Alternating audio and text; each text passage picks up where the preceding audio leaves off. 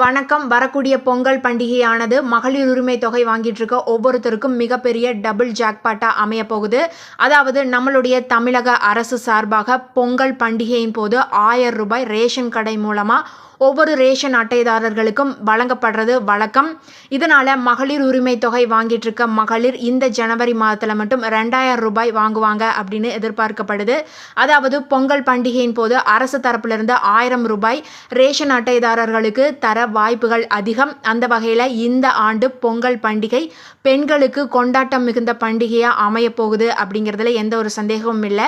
இந்த ஒரு அமௌண்ட் ஆனது ஒவ்வொரு மாதமும் 15ஆம் தேதி குடும்ப தலைவிகளுடைய வங்கி கணக்கில் வர வைப்பாங்க.